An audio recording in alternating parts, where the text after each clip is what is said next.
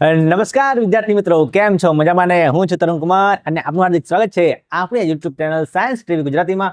આજે આપણે ધોરણ 9 વિજ્ઞાન વિષયની અંદર પ્રકરણ 10 કાર્ય અને ઉર્જાનું વન શોર્ટ રિવિઝન જોવાના છીએ. આજે ફરીથી આ પ્રકરણ છે, આખું જ 1 કલાકની અંદર આખું જ પ્રકરણ આપણે તૈયાર કરી દેવાના છે. અને આ છે જે વિડીયો છે એ બરાબર તમે ધ્યાનથી જોજો, કારણ કે આની અંદર આપણે મોસ્ટ ઇમ્પોર્ટન્ટ પ્રશ્ન પણ આપવાના છીએ જે તમારી પરીક્ષાની અંદર પૂછાઈ શકે છે. તો ચાલો સમયનો બગાડ કર્યા વિના શરૂ કરીએ આજનો વિડીયો.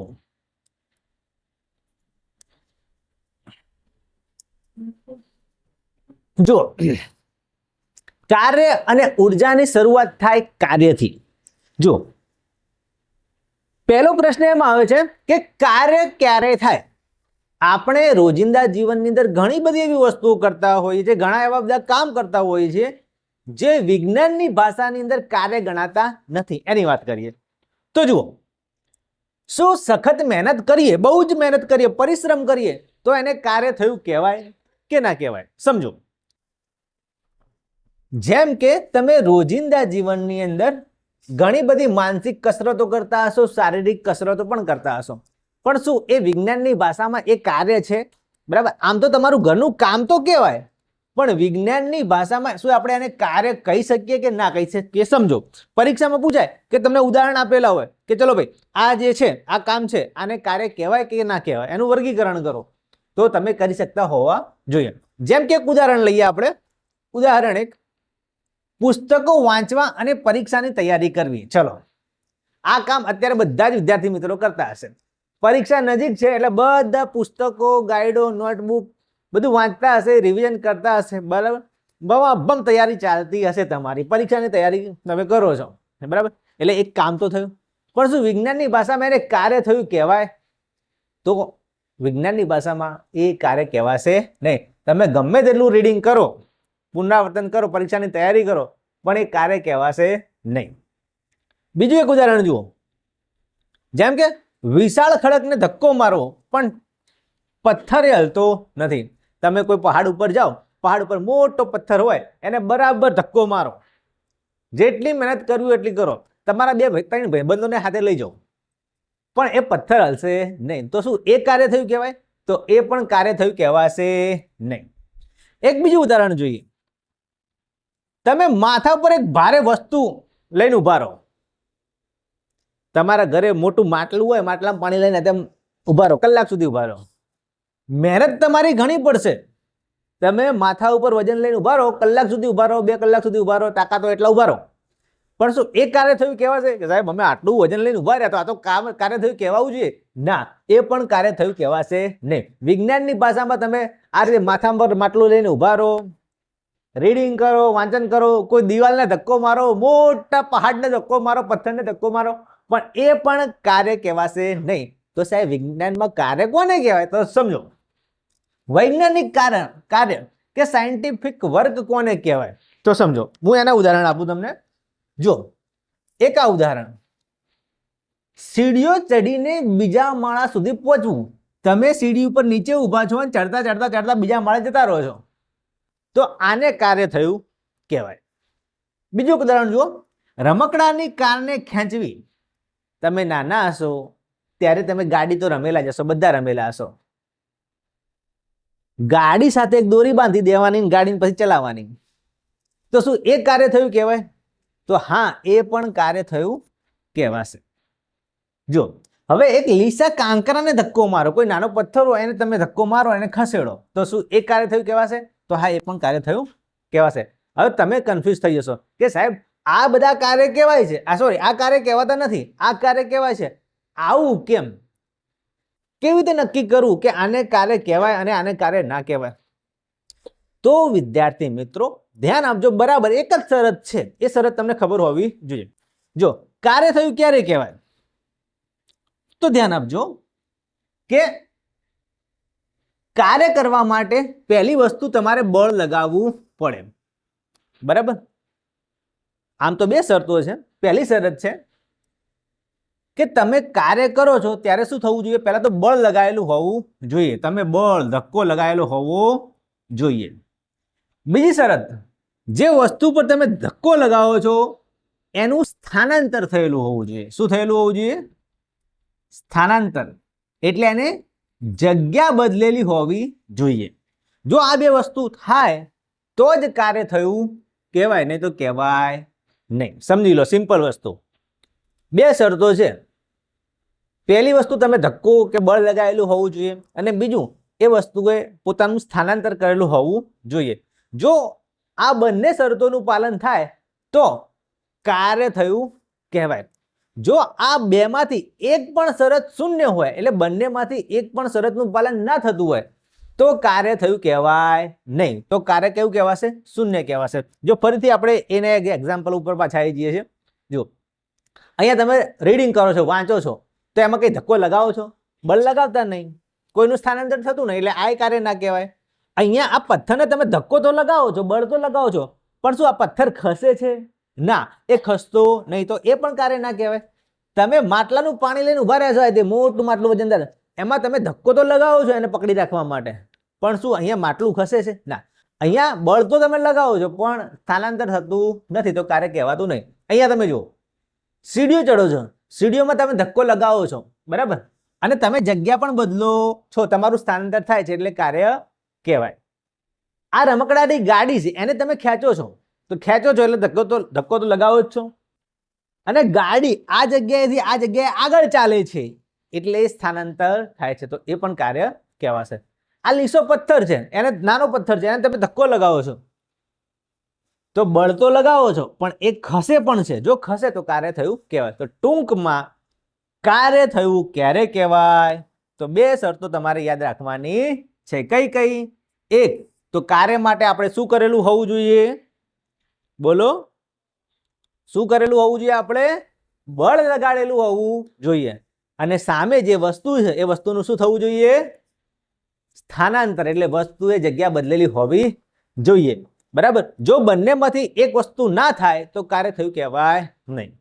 હવે તમે કદાચ સ્કૂલમાં પાટલી ઉપર બેઠા હોય અને તમારા ભાઈબંધને તમે ધક્કો મારો પાટલી ઉપરથી, ઢીશ, તમારા ભાઈબંધ પડી જાય પાટલી ઉપરથી, તો શું એ કાર્ય થયું કહેવાય કે ના કહેવાય? ચલો મને કોમેન્ટમાં જવાબ આપો, વિચારો ને જવાબ આપો. તમે પાટલી પર બેઠા છો, તમારા ભાઈબંધ તમારી જોડે પાટલી પર બેઠો, તમે ધક્કો મારો, એ પડી જાય પાટલી ઉપરથી નીચે, તો કાર્ય થયું કહેવાશે?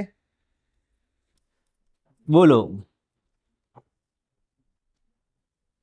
બોલો, કાર્ય થયું કહેવાશે? વિચારો, બોલો ભાઈ. તો સાચો જવાબ શું આવશે? કે હા, તમે તમારા ભાઈબંધનો ધક્કો મારો છો એટલે બળ તો લગાવો છો, પણ એ પડી જાય છે દૂર, બરાબર, તો એ સ્થાનાંતર કરે છે, એટલે કાર્ય થયું કહેવાય. પણ આવું કામ કરતા નહીં, આ કાર્ય ના કહેવાય, કાંડ કહેવાય. એનો આગી ગયું તો ચલો હવે એક ઇમ્પોર્ટન્ટ ટોપિક જોઈએ આપણે, અચળ બળ દ્વારા થયેલ કાર્ય. સાહેબ આવું કેવું ટોપિક? અચળ બળ.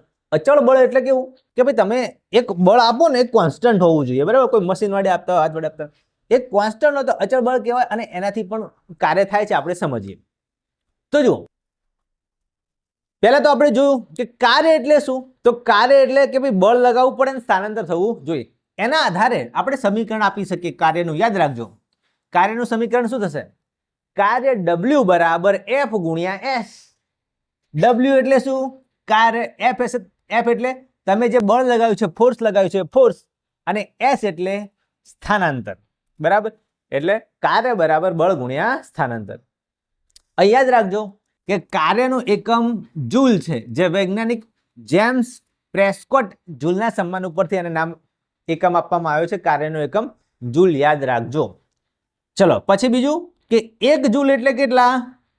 1 જૂલ એટલે ન્યૂટન સાથે શું સંબંધ છે? ન્યૂટન પણ બળનો છે, બરાબર. તો જો કાર્ય 1 જૂલ હોય, બળ તમે 1 ન્યૂટન લીધું હોય, અને સ્થાનાંતર 1 મીટર થાય, તો 1 જૂલ બરાબર 1 ન્યૂટન ગુણ્યા 1 મીટર, બરાબર. તો આમ આપણે 1 જૂલની કિંમત બતાવી હોય તો 1 જૂલની કિંમત થશે 1 ન્યૂટન ઇન્ટુ મીટર. જો જ્યારે 1 ન્યૂટન બળ વસ્તુને બળની દિશામાં 1 મીટર સ્થાનાંતર કરાવે ત્યારે 1 જૂલ કાર્ય થયું કહેવાય. જો આના આધારે તમે આ એક વ્યાખ્યા આપી શકો કે ભાઈ 1 જૂલ કાર્ય કોને કહેવાય? યાદ રાખજો, 1 જૂલ કાર્ય કોને કહેવાય? તો અહીંયા આપણે શીખ્યા એ પ્રમાણે 1 જૂલ કાર્ય એટલે શું? તો કે ભાઈ એક વસ્તુ છે, બરાબર, આ એક વસ્તુ છે, એના ઉપર તમારે કેટલું બળ લગાવવાનું? કેટલું બળ લગાવવાનું? 1 ન્યૂટન જેટલું. કેટલું? 1 ન્યૂટન જેટલો ધક્કો મારો એના ઉપર તમે બળ લગાવો. આ બળ છે, એ વસ્તુ ઉપર 1 ન્યૂટન જેટલો ધક્કો લગાવો અને એને આ બળની દિશા આ બાજુ હોય તો એને સ્થાનાંતર પણ આ બાજુ કર્યું હોવું જોઈએ, અને એ પણ કેટલું? 1 મીટર વસ્તુ ખસેલી હોવી જોઈએ. જો તમે 1 ન્યૂટન જેટલો ધક્કો લગાવો અને વસ્તુ 1 મીટર જેટલી ખસી જાય તો તમે કેટલું કાર્ય કર્યું કહેવાય? 1 જૂલ કાર્ય કર્યું કહેવાય. ફરીથી સિમ્પલ વસ્તુ છે કે ભાઈ એક વસ્તુ હોય એના ઉપર તમારે કેટલું બળ લગાવવાનું? બોલો, કેટલું બળ લગાવવાનું? 1 ન્યૂટન જેટલું. કેટલું? 1 ન્યૂટન જેટલું. અને વસ્તુ કેટલી ખસેલી હોવી જોઈએ? 1 મીટર જેટલી. કેટલી? 1 મીટર જેટલી. તો તમે કેટલું કાર્ય કર્યું કહેવાય? 1 જૂલ જેટલું કાર્ય કર્યું કહેવાય. ચલો હવે કાર્યના પ્રકારની વાત કરીએ કે કાર્યના મુખ્ય 2 પ્રકાર થાય, એક ધન કાર્ય અને એક ઋણ કાર્ય. ક્યારે ધન અને ક્યારે ઋણ એ સમજી લઈએ. તો જુઓ, પહેલું ધન કાર્ય ક્યારે કહેવાય? એટલે કાર્ય થયું છે પણ પ્લસમાં, ક્યારે કહેવાય? તો જુઓ, બરાબર સમજજો. બળ અને સ્થાનાંતર બંને એક જ દિશામાં હોય તો ધન કાર્ય કહેવાય. યાદ રાખજો, સિમ્પલ વસ્તુ. બળ અને સ્થાનાંતર એક જ દિશામાં હોય તો ધન કાર્ય થયું કહેવાય. જેમ કે રમકડાની કારને આગળ ખેંચવી. જો આ એક રમકડાની કાર છે, આગળ તમે દોરી બાંધી દીધી અને એને ખેંચી, આ બાજુ ખેંચો છો, તો તમે બળ કઈ બાજુ લગાવ્યું? આ દિશામાં લગાવ્યું. યાદ રાખજો, સમજો ભાઈ. બળ કઈ દિશામાં લગાવ્યું? તમે ખેંચો છો દોરી વડે આને, તો આ બાજુ બળ લગાવ્યું. અને ગાડી કઈ બાજુ જાય છે? પાછળ જાય છે, ઊંધી જાય છે કે આગળ જશે? આગળ જશે. તમે બળ આ દિશામાં લગાવ્યું અને કાર પણ એ બાજુ જ જાય છે, તો બંનેની દિશા કેવી છે? એક જ દિશા થશે. એક સમાન દિશા. કોની એક સમાન દિશા?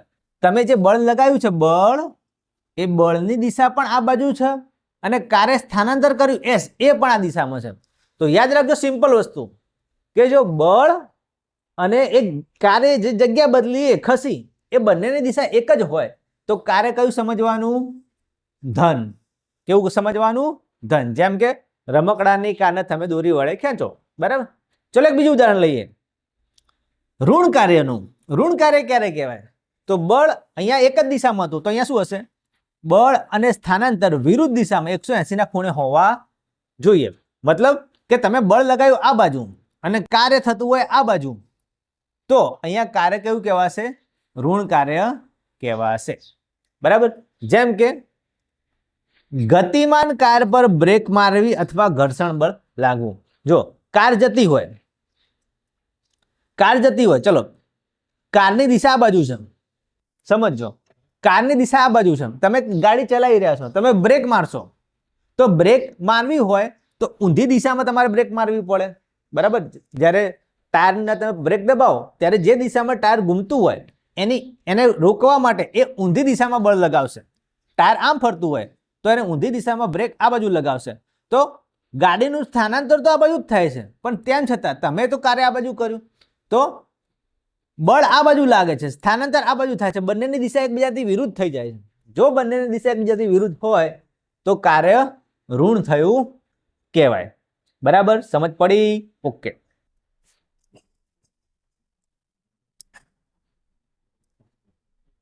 ચલો નવો ટોપિક ઇમ્પોર્ટન્ટ,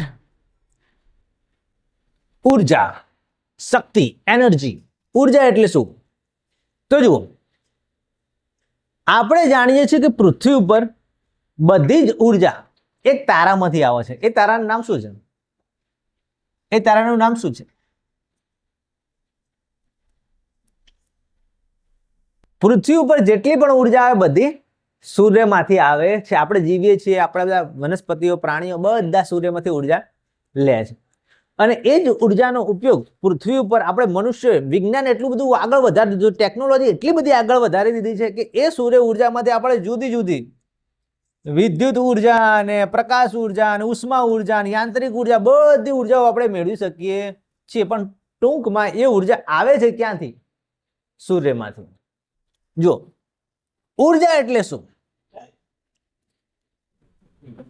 ઉર્જા એ કાર્ય કરવાની ક્ષમતા છે, યાદ રાખજો.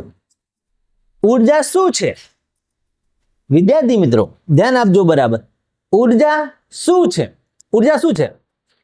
કાર્ય કરવાની ક્ષમતા. સમજો ભાઈ, તમારે કોઈ કાર્ય કરવું છે, બરાબર?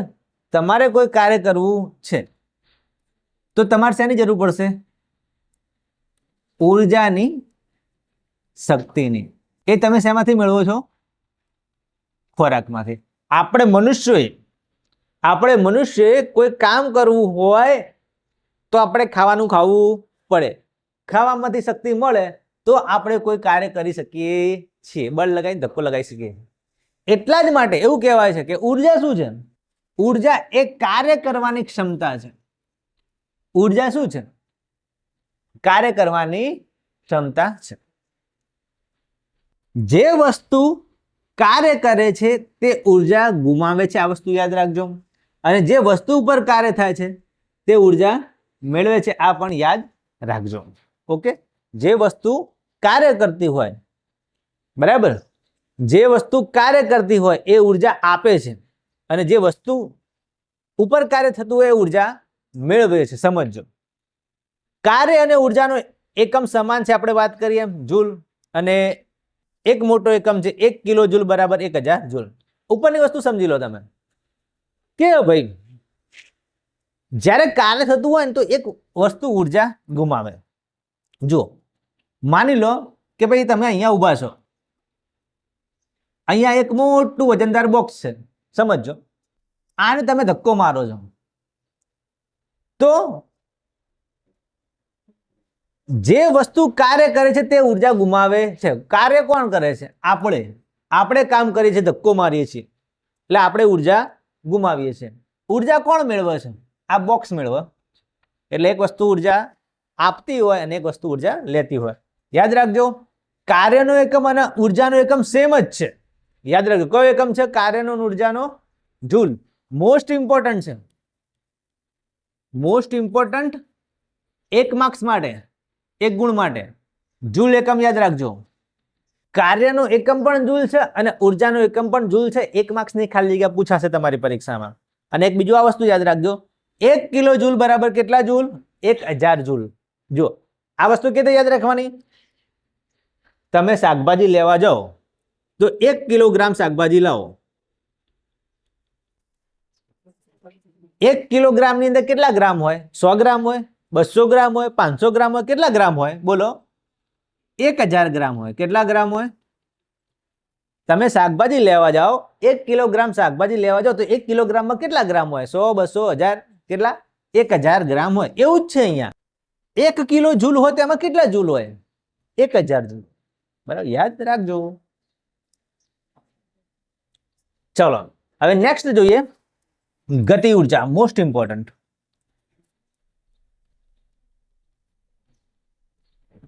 પ્રશ્ન લખી દેજો.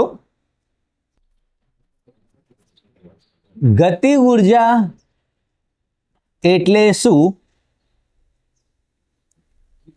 તેની તારવણીનું સૂત્ર તારવો. અથવા ખાલી એટલું પૂછાય કે તેનું સૂત્ર તારવો. Most important. આ પ્રશ્ન તમારી પરીક્ષામાં હશે. ગતિ ઉર્જાનું સૂત્ર તારવો એવો પ્રશ્ન જ્યારે અમે ભણતા હતા 8મા 9મા 10મા ધોરણમાં, એ વખતે અમારા અભ્યાસક્રમમાં આવતું હતું. આનું સૂત્ર મને યાદ છે કે અમે 1/2 m², અમે ભણેલા છીએ, બરાબર. એ વખતના જમાનાથી આ પ્રશ્ન પૂછાય છે. IMP છે, એવરગ્રીન પ્રશ્ન છે.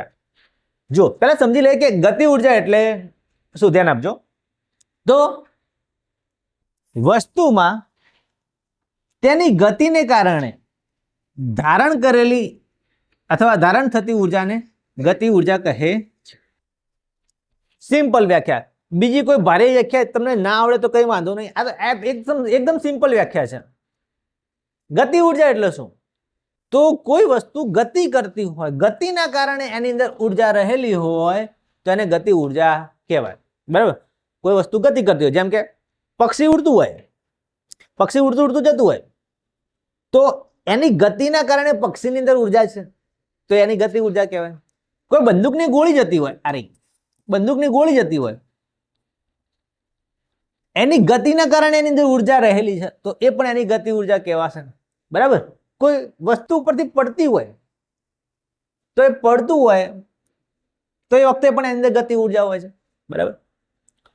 ઝડપથી ગતિ કરતી વસ્તુ ધીમેથી ગતિ કરતી વસ્તુ કરતા વધારે કાર્ય કરી શકે છે. સિમ્પલ વસ્તુ સમજી લેજો. જેની અંદર ગતિ વધારે એ વધારે કાર્ય કરી શકે છે. બરાબર. ઉદાહરણ જોઈ લો. જેમ કે ગતિમાન કાર, ઉડતું વિમાન, વહેતું પાણી, ગતિશીલ ગોળી, ઉડતું પક્ષી, એ બધા જ ગતિ ઉર્જાના ઉદાહરણો છે. વસ્તુ હલતી હોવી જોઈએ, સ્થાન જગ્યા બદલતી હોવી જોઈએ, તો એ ગતિનું ઉદાહરણ કહેવાય. એ કાર હોય, ઉડતું વિમાન હોય, વહેતું પાણી હોય, ગતિશીલ ગોળી હોય, ઉડતું પક્ષી હોય, દોડતો છોકરો હોય, ચાલતું બાઇક હોય, ચાલતી કાર હોય, તમે ગમે તે ઉદાહરણ લઈ શકો છો. ચલો હવે એનું સૂત્ર તારવવાનું આપણે જોઈએ. ઈકે બરાબર 1/2 mv². આ ગતિ ઉર્જાનું સમીકરણ છે અને પ્રશ્ન તમને બતાવ્યો મેં એ પ્રમાણે એ પ્રશ્ન પૂછાઈ શકે છે. જુઓ હવે આ સૂત્રની તારવણી આપણે જોઈએ. માની લો તમારે શરૂઆત આ રીતે કરવાની કે કોઈ એક વસ્તુ છે, ધારો કે કોઈ એક વસ્તુ છે જે અચળ પ્રવેગી ગતિ કરે છે. અચળ પ્રવેગી ગતિ કરતી હોય તો એનો શરૂઆતનો વેગ u હોય અને પછી અંતિમ વેગ v હોય. બરાબર. એ વસ્તુનું દળ લેવું હોય તો m ગણાય. બરાબર. હવે કોઈ વસ્તુ ગતિ કરતી હોય તો ગતિના 3 સમીકરણો તમે શીખેલા છો. એમાંથી આપણે એક સમીકરણ યાદ કરવાનું, એ આ છે v² - u² બરાબર 2as. યાદ રાખવાનું. આ સમીકરણથી શરૂઆત કરવાની. કોઈ વસ્તુ નિયમિત પ્રવેગી ગતિ કરી રહી છે, તેનું ગતિના 3 સમીકરણો છે, એમાંથી એક સમીકરણ આ લગાવવાનું. એને v² - u² બરાબર 2as. એમાં v શું છે? v અંતિમ વેગ છે, u શરૂઆતનો વેગ છે. બરાબર. પછી a એટલે એનો પ્રવેગ અને s એટલે એનું સ્થાનાંતર. ઓકે. ચલો હવે વાત કરીએ બીજા એક સમીકરણની. પણ પહેલા આની અંદર તમારે આ સ્થાનાંતર s છે ને સૂત્ર કરતા બનાવી દેવાનો. s ને સૂત્ર કરતા બનાવો એટલે શું બનશે? v² - u² ભાગ્યા 2a. સમજી લેજો. s ને સૂત્ર કરતા બનાવો એટલે 2a ક્યાં જશે? ભાગાકારમાં જશે. એટલે v² - u² ભાગ્યા 2a આવશે. આ સ્થાનાંતરનું સૂત્ર થયું. હવે આપણે આ અગાઉના પ્રકરણની અંદર તમે ભણેલા છો એક બળનું સૂત્ર. બળનું સૂત્ર શું આવે? બળ F બરાબર દળ ગુણ્યા પ્રવેગ a. આપણે સૂત્ર ભણેલા છે. આને નંબર 1 આપો. સમીકરણ 1, સમીકરણ 2. હવે બંનેનો કમ્બાઈન કરો. કેવી રીતે કમ્બાઈન કરવાનું? કે ભાઈ F બરાબર ama, આ બળનું સૂત્ર, આ સ્થાનાંતરનું સૂત્ર, અને હમણાં જ આપણે ભણ્યા કાર્યનું સૂત્ર, એ પણ લેવું પડશે. કાર્ય W બરાબર બળ ગુણ્યા સ્થાનાંતર. આ સમીકરણ 3 લો. સમજી લો, સિમ્પલ વસ્તુ. આ 3 સમીકરણ તમારે લેવા પડશે. કાર્યનું સૂત્ર શું થશે? કાર્ય W બરાબર બળ ગુણ્યા સ્થાનાંતર. હવે 1 અને 2 ની કિંમત આની અંદર મૂકી દો તો શું થશે? W બરાબર F ની કિંમત આવશે m × a ગુણ્યા s ની કિંમત આવશે v² - u² by 2a. આમાંથી a ઉડાડી દો. શું વધ્યું? W બરાબર, હવે બગડો આગળ લખો તો આ રીતે લખાય 1/2 m v² - u². આવું સૂત્ર આવે. હવે માની લો કે એ વસ્તુ જે ગતિ કરતી હતી એનો શરૂઆતનો વેગ 0 હતો. પહેલા ઉભેલી હતી વસ્તુ, તો શરૂઆતનો વેગ u બરાબર તમારે લેવાનો 0. તો નવું સૂત્ર શું થશે? W બરાબર 1/2 mv². આ કાર્યનું સૂત્ર થશે. કોનું સૂત્ર થશે? કાર્યનું. જ્યારે એ વસ્તુ ગતિ કરે છે ત્યારે W બરાબર 1/2 mv² જેટલું કાર્ય થશે. અને આપણે જાણીએ છીએ, શું જાણીએ છીએ?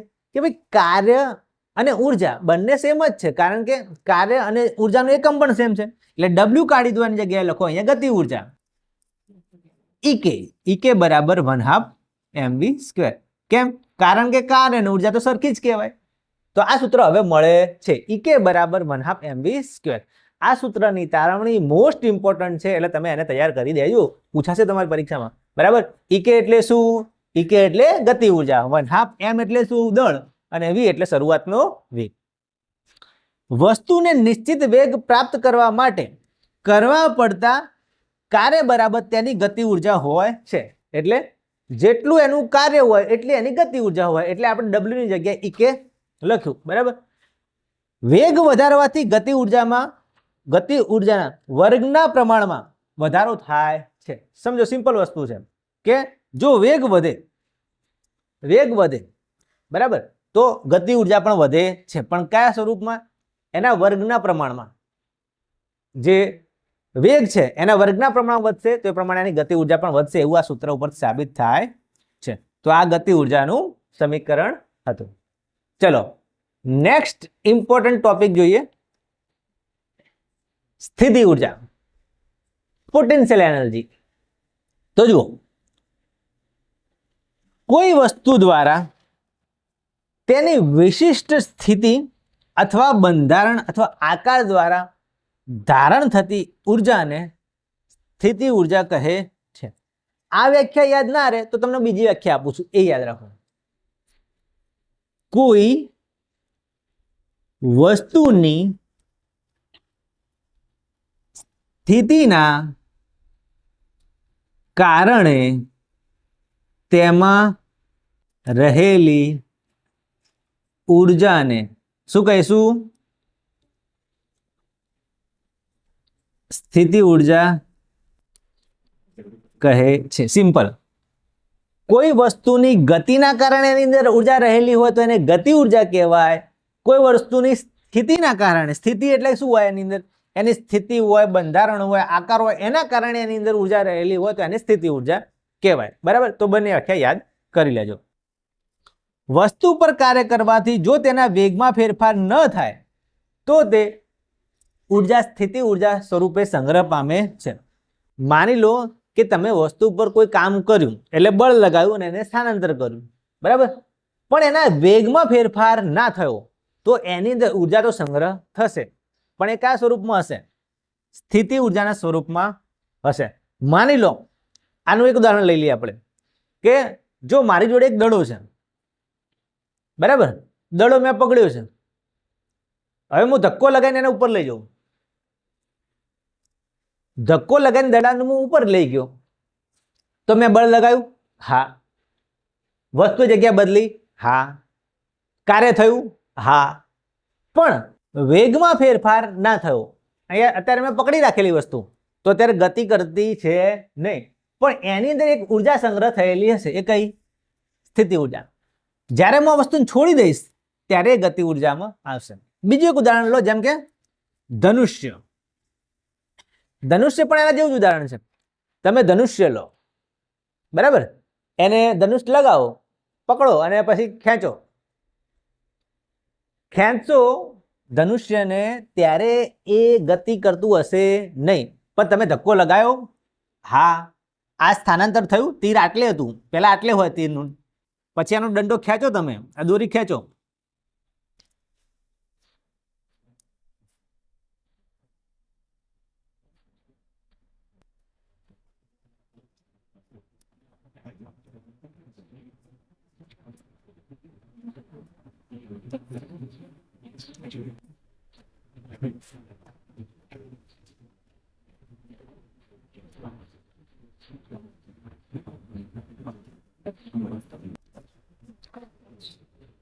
જો પહેલા આ જે ધનુષ્ય હશે એ આટલે હશે, પણ જ્યારે દોરી ખેંચીએ છીએ ત્યારે આટલે આવે છે, થોડું ખસે છે, એટલે અહીંયા સ્થાનાંતર પણ થાય છે, બળ પણ લગાવ્યું છે, એટલે અહીંયા કાર્ય થયું કહેવાય.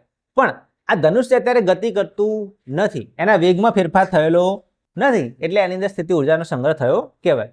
સ્પ્રિંગ, કોઈ તમે સ્પ્રિંગને ખેંચો અથવા દબાઈ કાઢો તો પણ આવું થશે, બરાબર. એટલે ઉદાહરણ તરીકે ખેંચેલું ધનુષ્ય, સંકોચાયેલી સ્પ્રિંગ, રમકડાની કારમાં ભરેલી ચાવી. પહેલા રમકડાની કારમાં ચાવી ભરવાનું હતું, તમે ચાવી ભરો એટલે એની અંદર સ્થિતિ ઉર્જાનો સંગ્રહ થાય, બરાબર. પાવરવાળી જે ગાડી હોય એની વાત નથી. ચલો હવે કઈ ઇમ્પોર્ટન્ટ પ્રશ્ન આપણે જોઈ લઈએ, બરાબર, કે ઊંચાઈ પર રહેલી વસ્તુની સ્થિતિ ઉર્જા. કોઈ વસ્તુને તમે નીચેથી ઉપર લઈ જાઓ, જેમ હમણાં વાત કરી આપણે કે દડાને નીચેથી ઉપર લઈ જઈએ છીએ, ત્યારે એમાં સ્થિતિ ઉર્જાનો સંગ્રહ થાય છે. એનું પણ સૂત્ર પૂછાઈ શકે. જુઓ, ગુરુત્વીય સ્થિતિ ઉર્જા બરાબર વસ્તુને ઊંચાઈ પર લઈ જવા માટે ગુરુત્વીય બળની વિરુદ્ધ દિશામાં કરેલું કાર્ય. એટલે ધારો કે કોઈ એક વસ્તુ એ છે, એને આપણે બળ લગાવીને ઉપર લઈ જઈએ છીએ. હવે તમને ખ્યાલ જ છે કે કોઈ વસ્તુ હોય એના ઉપર ઉપરથી નીચેની તરફ કયું બળ લાગે?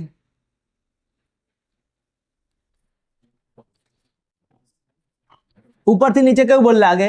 ગુરુત્વાકર્ષણ બળ, પૃથ્વીની ગ્રેવિટી લાગે. હવે જો મારે એને પકડીને ઉપર લઈ જવું હોય તો મારે એની વિરુદ્ધમાં બળ લગાવવું પડે. પછી આ વસ્તુ અહીંથી અહીં ઉપર સુધી જાય છે. ગુરુત્વીય બળની વિરુદ્ધમાં મેં ધક્કો લગાવ્યો ત્યારે વસ્તુ ઉપર જશે, નહીં તો એના સિવાય જશે નહીં. ઉપર જશે પછી મેં ત્યાં પકડી રાખવાની છે, બરાબર? એટલે મેં ધક્કો લગાવ્યો છે, વસ્તુ જગ્યા બદલી છે, એટલે અહીંયા કાર્ય તો થાય છે, કાર્ય તો થાય છે, પણ કાર્ય થાય છે એટલે અહીંયા વેગમાં ફેરફાર થતો નથી. યાદ રાખજો, વેગમાં ફેરફાર થતો નથી. તો એની અંદર ઉર્જા સંગ્રહ થાય છે. કઈ ઉર્જા? સ્થિતિ ઉર્જા. એનું સૂત્ર તારવવાનું છે. તો ગુરુત્વીય સ્થિતિ ઉર્જા એટલે શું? આને પાછી ગુરુત્વીય સ્થિતિ ઉર્જા કહેવાય કે વસ્તુને તમે ઊંચાઈ ઉપર લઈ ગયા ત્યારે તમારે ધક્કો લગાવવો પડે. કોની વિરુદ્ધમાં?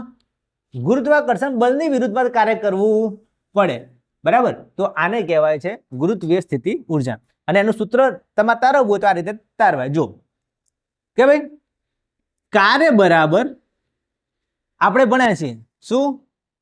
બળ ગુણ્યા સ્થાનાંતર. આ ભણ્યા છીએ આપણે, બધા જાણો જ છો. કાર્ય એટલે શું? કાર્ય એટલે બળ ગુણ્યા સ્થાનાંતર. અહીંયા બળ લગાવ્યું, કયું બળ લગાવ્યું? ધક્કો લગાવ્યો ઉપરની તરફ. એ કોના જેટલું હશે? ઉપરથી જેટલો નીચે ધક્કો લાગતો હશે એના જેટલો. ઉપરથી કેટલો ધક્કો લાગે ગુરુત્વાકર્ષણ બળનો? mg જેટલો. કેટલો લાગે? mg જેટલો. અને આપણે સામે એટલો ધક્કો લગાવ્યો હોય તો બળ એટલે mg. અને સ્થાનાંતર, વસ્તુએ કેટલું સ્થાનાંતર કર્યું? ઊંચાઈ જેટલું, h જેટલું. કેટલા જેટલું? h જેટલું. તો સ્થાનાંતર થશે h. તો mg ગુણ્યા h એટલે અહીંયા કાર્ય થયું. યાદ રાખજો, કાર્ય થયું કોના જેટલું? mgh જેટલું. આ ઇમ્પોર્ટન્ટ છે, યાદ રાખજો. જ્યારે વસ્તુને તમે પકડીને ઉપર લઈ જાઓ છો ત્યારે કેટલું કાર્ય થાય? mgh જેટલું. આ જેટલું કાર્ય થયું એટલી જ એની અંદર સ્થિતિ ઉર્જાનો સંગ્રહ થયો હશે. EP બરાબર mgh. mgh કાર્ય થયું, mgh સ્થિતિ ઉર્જા, બરાબર? અહીંયા m દળ છે, g ગુરુત્વ પ્રવેગ છે, h શું છે? ઊંચાઈ છે. ઓકે, તો થયેલ કાર્ય માત્ર પ્રારંભિક અને અંતિમ સ્થાન પર આધાર રાખે છે, ગતિપથ ઉપર નહીં. આ શું કહેવામાં આવે છે? સમજો, આ વસ્તુને મેં અહીંયાથી પકડી છે અને અહીંથી અહીં લઈ ગયો. કેટલી સ્થિતિ ઉર્જાનો સંગ્રહ થયો એની અંદર? બોલો. mg ગુણ્યા h જેટલી. આટલી સ્થિતિ ઉર્જાનો સંગ્રહ થયો. માની લો કે મેં સીધી સીધી વસ્તુ અહીંથી ઉપર નહીં લઈ ગયો. પહેલા મેં વસ્તુ લીધી, પછી હું એને ફરાવા લઈ ગયો. ચાલો ભાઈ તું અહીંથી જા, પછી હું આટલે લઈ ગયો. તો કેટલી સ્થિતિ ઉર્જા? તો mg જેટલી. ચલો, આ વસ્તુ મેં કાઢી, હું રમ્યો, આમ ફરાઈ, હવે પાછી લઈ ગયો, તો કેટલી સ્થિતિ ઉર્જા? તો પણ mgh જેટલી. કેમ? તમે આ વસ્તુને ગમે ત્યાંથી ફેરવીને ગમે ત્યાં ભાઈ અમદાવાદ ગાંધીનગર બધે ફરી ફરી લાઈન પછી અહીંયા મૂકશો તો એની અંદર સ્થિતિ ઉર્જા કઈ થશે? mgh જેટલી. શું કહે છે કે ભાઈ તમે વસ્તુને કેવી રીતે ઉપર લઈ ગયા એનાથી કોઈ મતલબ છે નહીં. તમે ડાયરેક્ટ અહીંથી આમ લઈ ગયા, આમ ફેરવી ફેરવી લઈ ગયા, આમથી આમ ફેરવી આમ કરીને આમ લઈ ગયા, એનાથી કોઈ મતલબ છે નહીં. શરૂઆતમાં આટલી હતી વસ્તુ, અત્યારે અહીંયા છે, તો એની અંદર mgh જેટલી સ્થિતિ ઉર્જાનો સંગ્રહ થશે. એટલે પથ ઉપર આધારિત નથી. ચલો, એક બીજો મોસ્ટ ઇમ્પોર્ટન્ટ પ્રશ્ન તમારી પરીક્ષામાં પૂછાય એવો, ઉર્જા સંરક્ષણનો નિયમ. આની પહેલા આપણે ભણ્યા હતા, યાદ હોય તો તમને, દળ સંચયનો નિયમ યાદ છે? પ્રકરણ 2 ની અંદર દળ સંચયનો નિયમ કે ભાઈ કોઈ પણ રાસાયણિક પ્રક્રિયા થાય એમાં નવું દળનું સર્જન ના થાય, દળનો વિનાશ ના થાય, બરાબર? પ્રક્રિયકોમાં જેટલું દળ હોય એટલું જ દળ નિપજોમાં આવે છે. એ દળ સંચયનો નિયમ હતો. એના જેવો જ ઉર્જા સંરક્ષણનો નિયમ. જુઓ, ઉર્જા ઉત્પન્ન કરી શકાતી નથી, આપણે ઉર્જાને બનાવી શકતા નથી. કે તેનો વિનાશ કરી શકતા નથી. આપણે ઉર્જાને મારવી હોય તો ઉર્જાને મારી શકતા નથી. શું કરી શકીએ આપણે? માત્ર ને માત્ર એક સ્વરૂપમાંથી બીજા સ્વરૂપમાં રૂપાંતરિત કરી શકીએ છીએ. સમજ પડી? આપણે મનુષ્ય ઉર્જા ઉત્પન્ન કરી શકતા નથી, આપણે ઉર્જાને મારી શકતા નથી, ખાલી એક સ્વરૂપમાંથી બીજા સ્વરૂપમાં એને ફેરવી શકીએ છીએ. આ છે ઉર્જા સંરક્ષણનો નિયમ. સિમ્પલ. રૂપાંતરણ પહેલા અને પછી તંત્રની કુલ ઉર્જા હંમેશા અચળ રહે છે. કે આ મુદ્દો ખાસ નોંધજો તમે કે ભાઈ તમે ગમે તે ઉર્જા ગમે તેની અંદર ફેરવો પણ ઉર્જા હંમેશા અચળ રહે. એ જન્મ ના થાય, એનું મરણ ના થાય, કોઈ ના થાય. બરાબર? માની લો કે તમે શું કર્યું, તમે ખાવા ખાધું, તમે ભોજન લઈ લીધું, તો ભોજનમાંથી તમે ઉર્જા મળી હશે. એ ઉર્જા તમે સાયકલ ચલાવવા જાઓ છો. બરાબર? યાદ રાખજો, તમે ઉર્જા લીધી ખોરાકમાંથી, એનો ઉપયોગ કરીને તમે સાયકલ ચલાવી તો એમાં ઉર્જા વપરાઈ હશે, વધતા થોડી ઘણી બીજી ઉર્જા વ્યય થયો હશે. વ્યય એટલે નકામી ઉર્જા જઈ હશે. પણ આમાંથી જેટલી ઉર્જા તમે લીધી સાયકલમાં ચલાવીને થોડી વેસ્ટ જઈ, એ બધાનો આનો સરવાળો અને અહીંથી જે લીધેલો એનો સરવાળો હંમેશા ફિક્સ જ હશે. ધારો કે તમે ઉર્જા લીધી 10 જૂલ, ધારો કે 10 ના હોય પણ 10 જૂલ, સાયકલ ચલાવવા માટે 8 જૂલ ઉર્જા વાપરી, 2 જૂલ ઉર્જા નકામી જતી રહી, તો આનો સરવાળો 8 ને 2 10 થશે, આનો 10 જૂલ થશે. બરાબર? આટલી ઓછી ઉર્જા ના વપરાય ભાઈ, ખાલી ઉદાહરણ લીધું છે એટલે ટેન્શન ના લેતા. તો ઉર્જાનો જથ્થો અચળ એટલે અહીંયા 10 તો સામે 10 જ હોય. આ નિયમ દરેક પરિસ્થિતિ અને રૂપાંતરણ માટે સાર્વત્રિક છે. કોઈ પણ જગ્યાએ બ્રહ્માંડની અંદર જશો તો એ નિયમ સચવાશે જ, જળવાશે જ. ચલો હવે જોઈએ મુક્ત પતંગ, ઉર્જાનું રૂપાંતરણ. એક આ પણ ઇમ્પોર્ટન્ટ ટોપિક છે. બરાબર? આની સાથે સંકળાયેલું છે. બરાબર? સ્થિતિઓ જુઓ, કુલ યાંત્રિક ઉર્જા એ સ્થિતિ ઉર્જા અને ગતિ ઉર્જાનો સરવાળો છે ને હંમેશા અચળ રહે છે. તંત્રની કુલ ઉર્જા એટલે યાંત્રિક ઉર્જા, સ્થિતિ ઉર્જા અને ગતિ ઉર્જાનો સરવાળો હંમેશા અચળ રહે છે. હમણાં વાત કરી ઉર્જા સંરક્ષણના નિયમ પ્રમાણે એ જ વસ્તુ અહીંયા છે. તમે યાંત્રિક ઉર્જા જે વાપરી હશે એ સ્થિતિ ઉર્જા અને ગતિ ઉર્જાના સરવાળા જેટલી હશે અને હંમેશા અચળ રહેશે. આ ઉર્જા સંરક્ષણનો નિયમ આવું કહે છે. ચલો એક્ઝામ્પલ દ્વારા આપણે સમજીએ. જોઈ લો, આ એક દડો છે, દેખાય છે બધાને? ધારો કે જમીન ઉપર હોય, સમજો આ જમીન ઉપર દડો છે અને પકડીને આપણે ઉપર લાવી દઈએ. ક્યાં લઈ ગયા ભાઈ દડાને? નીચેથી ઉપર લાયા. તો અહીંયા ધ્યાન આપજો, આટલે આની કુલ ઉર્જા ટોટલ એનર્જી કોના સરવાળા જેટલી હશે? ઈપી અને ઈકે ના સરવાળા જેટલી હશે. અહીંયા ઉર્જા ટોટલ એનર્જી ઈ, ઈપી વત્તા ઈકે. આ ધ્યાનથી જોજો, આની અંદર આ એનિમેશન સમજાવ્યું તમને ખબર પડશે. જો અહીંયા દડો પકડી રાખ્યો છે, સમજો ધ્યાનથી, સિમ્પલ વસ્તુ છે. અહીંયા આપણે દડો પકડી રાખ્યો છે, અત્યારે દડો ગતિ કરતો નથી, સ્થિર છે. એની અંદર કઈ ઉર્જા હશે? સ્થિતિ ઉર્જા હશે. કઈ હશે? આ જે પીળા કલરથી બતાવી એ સ્થિતિ ઉર્જા છે. કઈ છે? સ્થિતિ ઉર્જા. અને આગળ ખાલી ખાલી છે અહીંયા, એ કઈ છે? ગતિ ઉર્જા. સિમ્પલ ઉદાહરણ સમજી લેજો. અહીંયા દડો પકડી રાખ્યો છે, અહીંયા દડો પકડી રાખ્યો, સમજો બરાબર. તો એની અંદર કઈ ઉર્જા છે? સ્થિતિ ઉર્જા છે. એ દડો ગતિ નહીં કરતો તો ગતિ ઉર્જા કેટલી ખાલી છે? દેખાય છે? 0 છે. 0. આ ગતિ ઉર્જા 0 છે. એમાં ભરેલી કઈ છે? સ્થિતિ ઉર્જા ભરેલી છે. ચલો હવે આ દડાને છોડીએ આપણે, છૂટી જાઓ, દડો પડશે નીચે, આટલે આવ્યો. કઈ ઉર્જા ખાલી થશે? ગતિ ઉર્જા તો ખાલી જ છે. કઈ ઉર્જા ખાલી થશે? સ્થિતિ ઉર્જા આખી ભરેલી હતી, અહીંયા એક ખાલી થશે. થઈ ખાલી. ઘટી. કઈ ઉર્જા ઘટી? બોલો, કઈ ઉર્જા ઘટી? કઈ ઉર્જા ઘટી? કઈ ઉર્જા ઘટી? અને વસ્તુ તમને ગતિ કરતી દેખાય છે કે નહીં કરતી દેખાતી? ગતિ દેખાશે, ઉપરથી પડતી હશે તો ગતિ દેખાશે. તો કઈ ઉર્જા વધશે? આ તો ખાલી હતી, હવે વધશે એરી. કઈ ઉર્જા વધશે? ગતિ ઉર્જા વધશે. કઈ ખાલી થશે? સ્થિતિ ઉર્જા ખાલી થશે. કઈ ઉર્જા વધશે? ગતિ ઉર્જા વધશે. ચલો અહીંયા છેલ્લે આવી ગઈ, એટલે હજુ ગતિમાં જ છે. હવે એકદમ સ્પીડમાં એકદમ સ્થિતિ ઉર્જા ખાલી થઈ ગઈ, ગતિ ઉર્જા ફૂલ સ્પીડમાં આવી ગયું છે, દડો પડી જ જાય છે અત્યારે. તો યાદ રાખજો કે ઉપરથી તમે વસ્તુ છોડો તો સ્થિતિ ઉર્જા ઘટતી જાય, ગતિ ઉર્જા વધતી જાય, પરંતુ બંનેનો સરવાળો કેટલો થશે? અચળ થશે. કેવું થશે? અચળ. કેવી રીતે સમજો? સરવાળો કરીને બતાવી દઉં. અહીંયા ગતિ ઉર્જા કેટલી છે? 0 છે. 0, હા કે ના ભાઈ?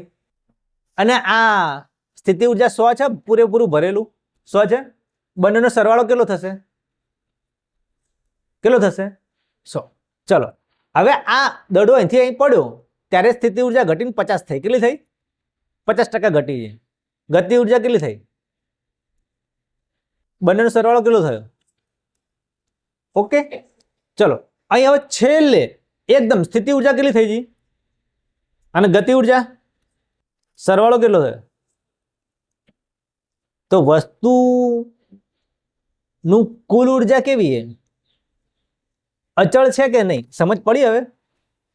કુલ ઉર્જા કેવી છે? બંનેનો સરવાળો કેવી છે?